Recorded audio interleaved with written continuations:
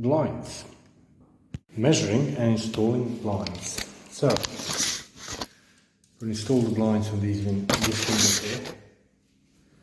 Now, when I measure the width between the reveals is 1285 or 128.5 centimeters. Now, I got two options. I had to get 1201 or 1350 and cut it down. I decide to run 1201 and have about 40 mil gap on either side. 40 mil gap will not be bad because the window itself, the plastic bit, it's about 85 millimeters until it starts with the glass.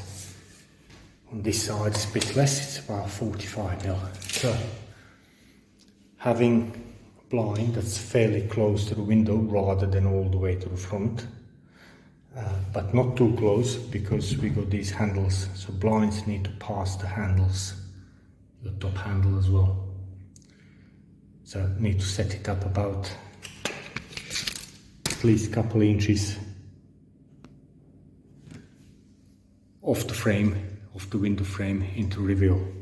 Now I'm lucky here because my reveals are wood, so it's easy to drill. I don't have concrete lintels, but if you don't have wood around, your concrete lintel, you'll have to drill into it. Regards to the drop of the blind, as long as you go more than what you got on the window height, you'll be fine. You can always take a few slats out if it's necessary, shorten the blind, that's fairly easy to do. If not, you can just leave it as it is and have maybe last 3 or 4 slots stacked up on the bottom. It's absolutely fine. So installation, again, it's fairly straightforward. These blinds are one of these fake wood wide slat, as you can see, with a string, not with tape. This part here is a fascia that will cover the face of the box mechanism. And in here is a box with fixings, a bit battered, but we don't need the box.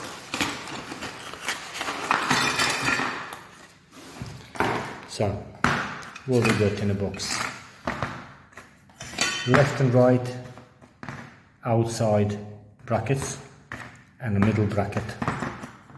The wider bit is top, the other bit is bottom.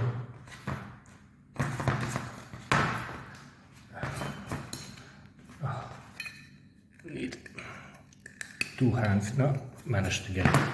Right, so these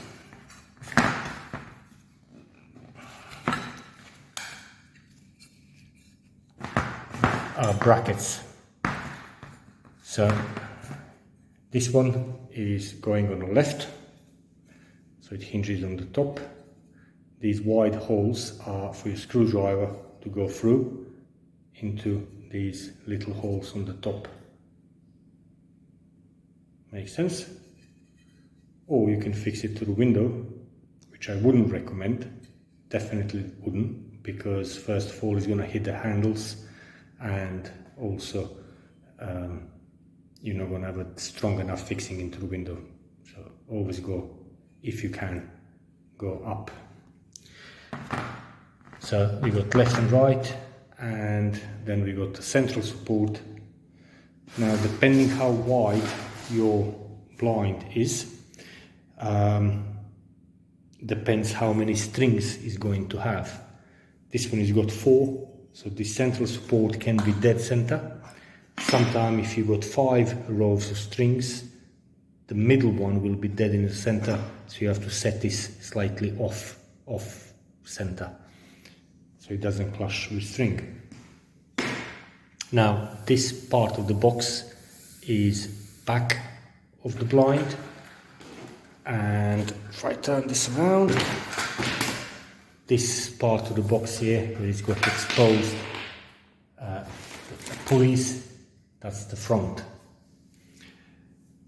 That's basically it. So first thing I'm going to do is I'm going to fix left, right and center bracket 2 inches off the window, as I said. So set 2 inches off. Distance between left and right bracket will be distance of, well, basically length of our blinds plus about 5 millimeters. We don't want too tight fitting. And depending on blinds you get, you'll get various screws, plugs. If they're decent screws, use them. If not, if you don't feel confident using them, get some other screws. And you know, any sort of fixing that will work with material that you got there. I got wood, so these short screws will be fine. If you got concrete, render, anything else, you might want different fixings. Once the brackets are installed, you can grab the rail and try to do it with one hand.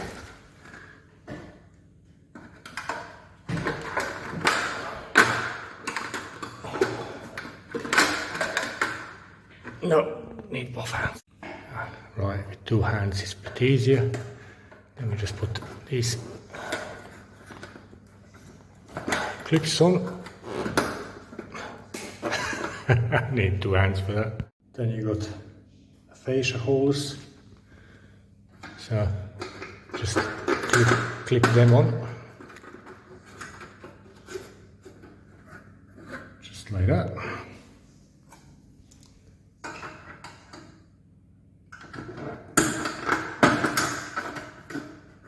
Some in the middle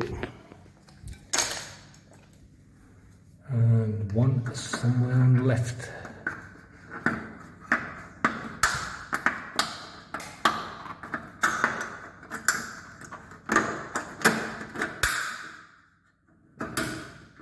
There you go.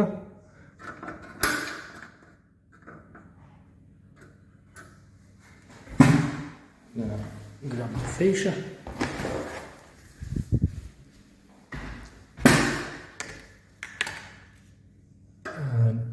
Find it easier if I clip the bottom first and then push it down and then clip the top.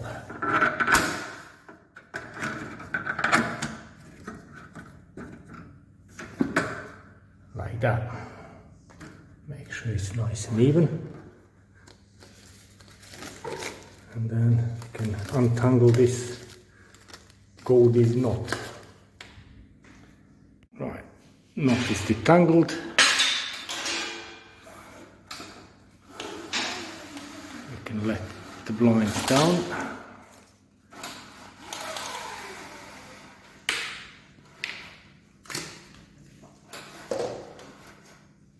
As you can see, my blinds are only 1 slot too long, which means I'm just going to leave it. I'm not going to go in the hassle taking it off. But to take it off, you have to just take this bottom plug off and then just shorten the strings and get rid of one of the links. Basically, just shorten it down from the bottom, and then you might need to readjust this section here that you pull. So now that's about it. If you need to do any small adjustments, you're fine, you can. Otherwise, it's all good to go. Simple, very easy. Now these two here, instead of that long pole that you will have to twist, and this way you just turn it, just pull it and it turns.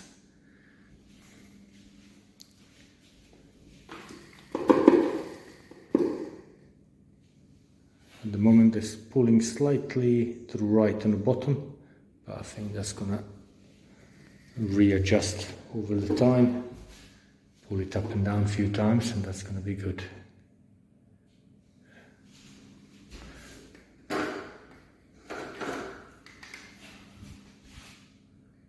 There you go, easy. Forgot to mention a couple additional things. You got these brackets that fit into this hole on the side of the bottom rail, and by doing that you can actually fix it down to the bottom, keep your blind nicely tensioned. In that case you can't operate up and down cord because the bottom will be fixed, one on each side, and that will stop blind from dangling. For example, if you got some window that you regularly open and you don't want wind thrashing the blinds back and forth. So that's one of the options. Another one is this little hook for string, where you can just put it on the side, here, anywhere. So once you pull blind up, the string will extend all the way to the floor, then you can just loop it up and keep it away from children.